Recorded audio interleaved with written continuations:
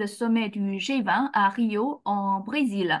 Alors, comment la Chine et la France pourront travailler ensemble dans ce cadre qui regroupe des pays développés les plus industrialisés et les pays en voie de développement?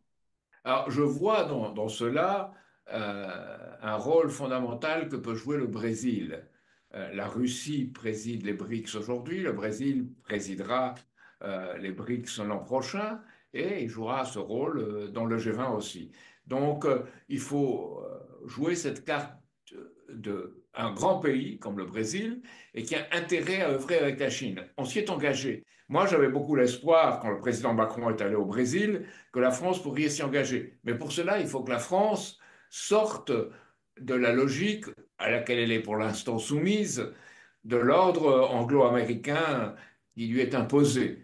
Donc, il faut que la France fasse preuve de hardiesse. Pour elle, c'est l'heure de la hardiesse et pas encore de la prudence. Donc, avec cette hardiesse, elle doit pouvoir participer à ce mouvement dans le monde.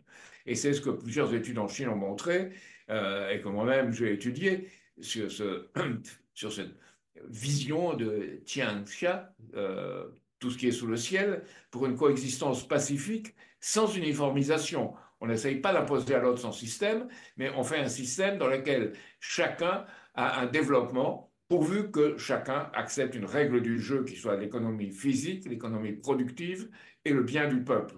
Et l'intérêt de la Chine, je pense, pour moi, d'un point de vue français, c'est de voir qu'on y affirme toujours que le Parti communiste, que le pays doit être au service du peuple. Et ce service du peuple est aussi inscrit dans la Constitution française. Il est inscrit dans le préambule de notre Constitution de 1946, repris en 1958. Et je voudrais qu'on ait plus que dans l'esprit, que la France aille dans les faits. Le président Macron a dit un jour que la France et la Chine devaient rêver ensemble. Je crois qu'il n'est plus le temps de rêver, il est le temps d'agir.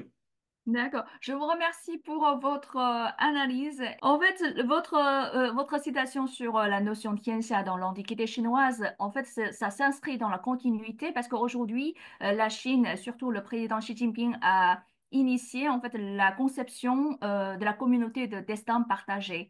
C'est-à-dire, si on vit sur la même planète, notre unique planète, la Terre, donc on doit rêver ensemble et travailler ensemble pour construire un meilleur avenir pour tout le monde. Ok, je vous remercie, Monsieur Cheminade, pour votre analyse et votre partage. Je vous remercie. Merci.